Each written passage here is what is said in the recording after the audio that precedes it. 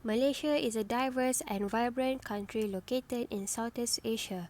It is composed of two regions separated by the South China Sea, which are Peninsular Malaysia and East Malaysia. The country is known for its rich cultural heritage, which is shaped by the harmonious coexistence of various ethnicities, including Malays, Chinese, Indians, and indigenous groups. However, Japan is an island nation in East Asia. It is also known for its unique blend of ancient tradition and cutting-edge technology. The country has a rich cultural heritage rooted in Shinto and Buddhist beliefs, and it has experienced significant modernization while preserving its cultural identity. Here are the socio-cultural perspectives between Malaysia and Japan. First is cultural values. Malaysia culture is influenced by a mix of Malay, Chinese, Indian, and indigenous traditions. It tends to be more collectivist, emphasizing harmony, community, and family ties. Respect for elders is a significant cultural value. However, in Japanese society also values collectivism but with a strong emphasis on harmony and social cohesion. The concept of wa, which is harmony, is crucial and there's a balance between individual expression and societal expectation. Second is communication styles. Communication in Malaysia often involves indirect communication with a focus on nonverbal cues and gesture. Politeness and avoiding direct confrontation are considered important. However, in Japan, Japanese communication tends to be implicit and context dependent. Nonverbal cues such as body language and facial expression play a vital role. Politeness and respect for hierarchy are highly valued. Third is work culture and hierarchy. The work culture in Malaysia may vary, but it often reflects hierarchical structures. Respect for authority and seniority is important in the workplace. However, in Japan, Japanese work culture is known for its strong hierarchical structure. With a clear chain of command, the concept of senpai kohai relationship is deeply ingrained, emphasizing respect for seniority.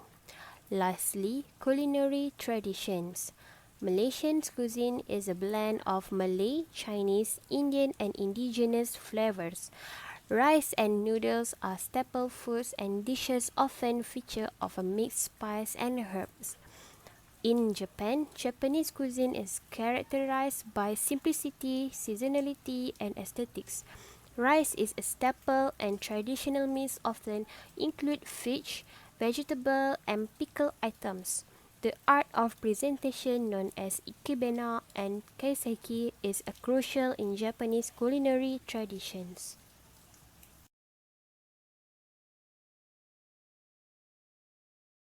In Malay culture, there is a nuanced approach to greetings, particularly between genders. It is customary for Malay women to avoid shaking hands with men as a sign of modesty and respect. However, women are encouraged to shake hands with other women, fostering a sense of camaraderie among female counterparts. Additionally, men may prefer an alternative gesture like bowing and placing their hands on their heart, offering a graceful and respectful greeting. Now, let's turn to Japan. So when Japanese people bow, it's like a silent language. How deep and how long they bow is super important and not random. If they bow really deep, it means they have a lot of respect for the other person. For instance, when they meet a boss, a customer, or someone older, they do a deep bow to show they think that person is important and to be polite. But if they are meeting a friend or someone they know well, they do a shallower bow. This is like a way of saying, hey, we are buddies and we don't need a super formal greeting. And guess what? The time they spend bowing is a crucial too. If they bow for a longer time, it's like saying, I really mean it, I'm grateful, or I'm sorry. It's a comparison of culture norms and custom in dress code between Malaysia and Japan. In Malaysia, the way people dress is like a mix of old and new style. This is because Malaysians like to combine their traditional custom with more modern ways. Many Malaysians follow Islamic values, which means they like to dress modestly. For women, this might include wearing clothes that cover most of their body. When there are special cultural events or celebrations, you will see women wearing a traditional outfit called baju kurung. It is a beautiful dress that shows respect for their culture. For men, they might wear something called baju Melayu on special occasions. It's like a traditional outfit that looks really nice and represents their heritage. In Japan, the way people dress is influenced by the idea of looking neat and following what society considers appropriate. People prefer to wear conservative and tidy clothes, especially when it comes to important situations like work. For business settings, it's quite common to see people wearing formal and conservative suits. This is like a standard way of dressing professionally, showing respect for the formality of the workplace. Now, when it comes to special occasions like ceremonies or celebrations, you might see something called a kimono. It's a traditional outfit that looks very elegant, but it's usually reserved for these special moments, not everyday wear. Now let's move to the comparisons of cultural norms and custom in dining etiquette between Malaysia and Japan. So, for Malaysia, when people have traditional meals, they often use their hands to eat instead of utensils like forks and spoons. Now, there is a little rule about this to keep things polite and respectful. Firstly, before you start eating, it's custom to wash your hands. It's like a way of making sure your hands are clean and ready for the meal. Secondly, when you eat with your hands, always use your right hand. The left hand is considered impolite in this context. So let's say you are having a delicious plate of nasi lemak, you use your right hand to take some rice and the other tasty bits. It's a culture thing that adds a touch of respect to the meal. So in a nutshell, wash your hands before and after eating, and when you are enjoying a traditional Malaysian meal with your hands, always use your right hand to keep things polite and respectful. Now, let's move to Japan. Let's talk about using chopstick in Japan, especially when you are at a fancy dinner or doing business. There are some cool rules to follow to keep things polite and respectful. First off, imagine you are chatting with someone. You wouldn't point a finger at them, right? Same goes for chopstick. Don't point them at people when you are talking. It's like saying, hey, let's keep it friendly and not too pointy. Now, when it comes to sauce, let's say you have this tasty dish with some awesome sauce. Instead of sucking the sauce of your chopstick like a straw, it's better to let the extra sauce drip back into the dish. It's neater and more polite, kind of like keeping things tidy at the dinner table. Lastly, chopsticks are for eating, not for playing, so no rubbing them together like you are trying to start a fire, and definitely no tapping them on the table like drumstick. It's all about enjoying your meal without an unnecessary chopstick antics. In a nutshell, no pointing, no sauce sucking, and no chopstick playtime. Follow these rules and you will show everyone that a chopstick pro respectful of Japanese dining etiquette. Communication styles and barrier. Firstly, we have different language in our society. Malay is the main one that brings us together, but English is also important for business and learning. This mix of languages is good, but it can also make things a bit tricky. So we need to make sure both languages work well together so nobody feels left out or confused. Now, think about how we communicate without using words. Our body language expression and gesture are like the secret code that everyone understands no matter what language they speak.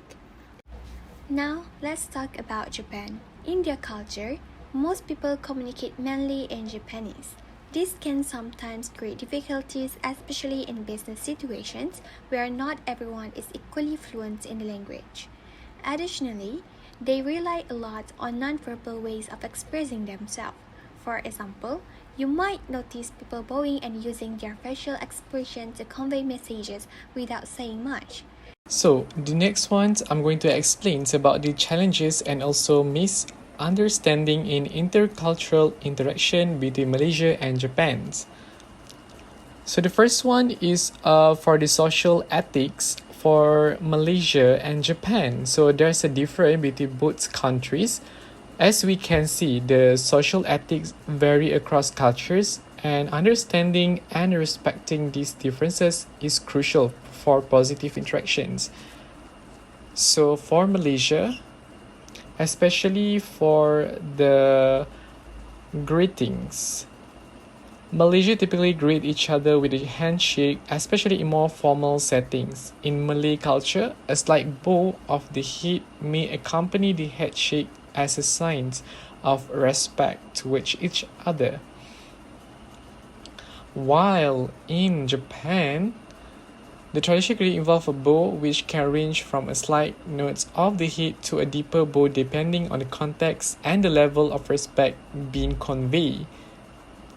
Japan is more on formality and politeness, highly valued by their culture. The next one is the concept of time in Malaysia. The time flexibility is often influenced by a more relaxed attitude towards punctuality, particularly in social and also the business settings. The meeting may start slightly later than the scheduled time, and there is an understanding that personal relationships and rapport building are essential before diving into business matters. While, in other hand, the Japanese, there is a strong emphasis on punctuality, and also business meetings are expected to start exactly on time. Japanese professionals place great importance on efficiency and precision in their work, and being late can be perceived as a lack of respect. In this scenario, we can conclude that the Malaysia hosts recognize the importance of punctuality for the Japanese guests.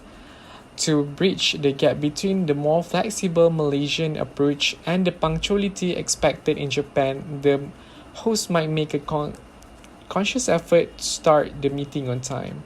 However, the Malaysian professional will also strive to create a warm and also welcoming atmosphere by incorporating a brief personal exchange to build rapport before delving into the formal agenda. And the last ones, in terms of their business practice, we can see from Malaysia's side, they are more into a formalities and politeness for Japan. For example, the Japanese business culture places a strong emphasis on more formalities and politeness. It's customary to exchange business cards, or we can tell Meishi with both hands and a slight bow. Malaysians should cooperate with their own business cards, ensuring they are clean and also presentable. While in Malaysia, have generally more indirect communication style compared to the direct and conscious communications often favored in Japan. It is crucial to be aware of these differences and adjust communication styles accordingly to avoid misunderstanding.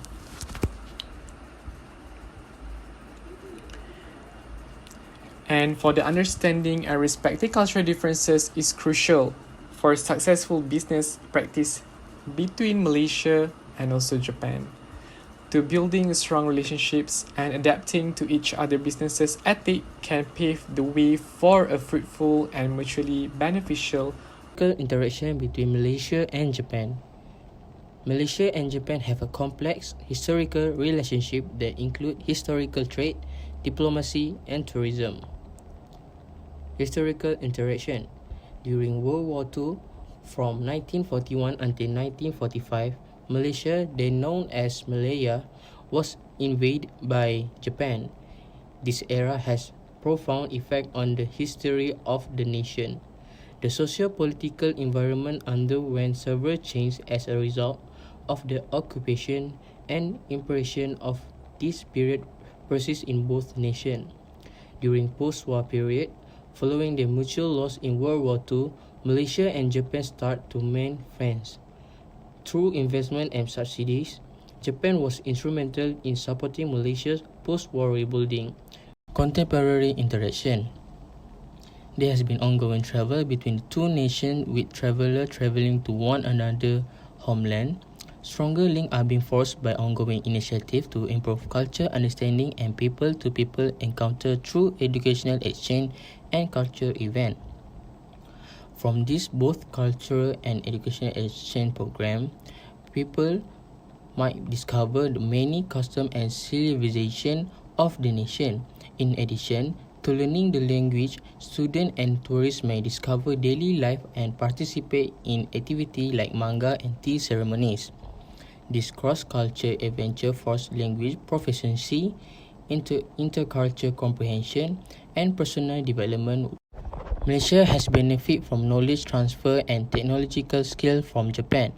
Several industries have profited from this interchange, including manufacturing, where Malaysia's industrial base grown apart as a result of technology contributed from Japan. Malaysia and Japan both renowned for their cutting-edge automobile industry, have exchanged knowledge and technology. The establishment of Japan automotive business in Malaysia has facilitated the growth of local automotive industry. Malaysia's technical accomplishments have been influenced by Japan's proficiency in electronics and technology. Japan-based businesses have made investment in Malaysia's electronics sector, which has helped the industry expand.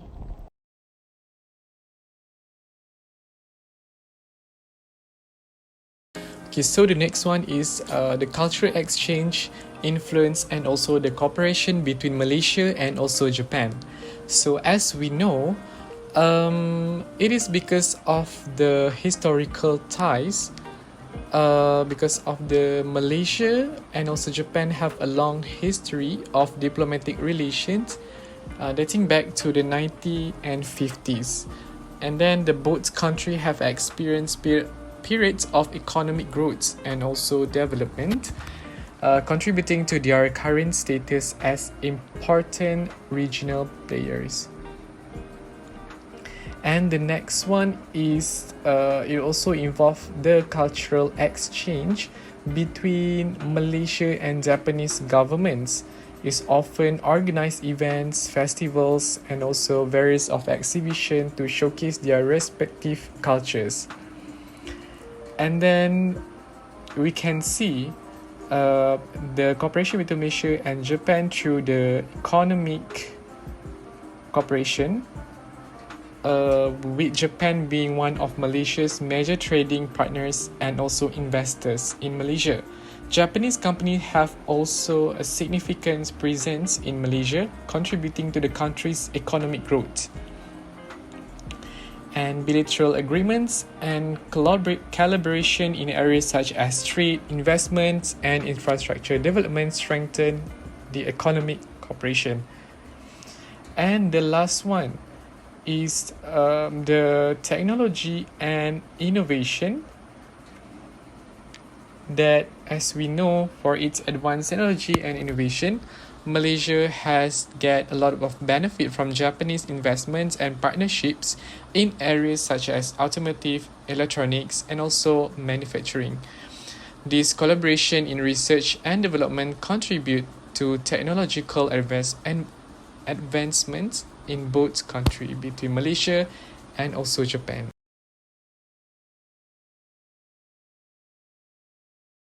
Assalamualaikum, my name is Siti Mas Ramadan Binti Sardin. My nomenclature is 289805. I want to present about strategies for effective intercultural communication.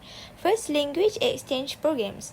For example, Malaysian and Japanese universities develop a language exchange program in which students from each nation study at the partner university for a semester.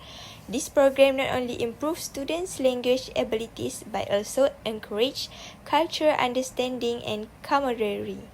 Second, cultural sensitivity training. Example, a global corporation with offices in Malaysia and Japan offers cultural sensitivity training to its staff. This training covers insight into Malaysia and Japanese cultural standards, ensuring that staff communicate with colleagues with both nations politely and productively.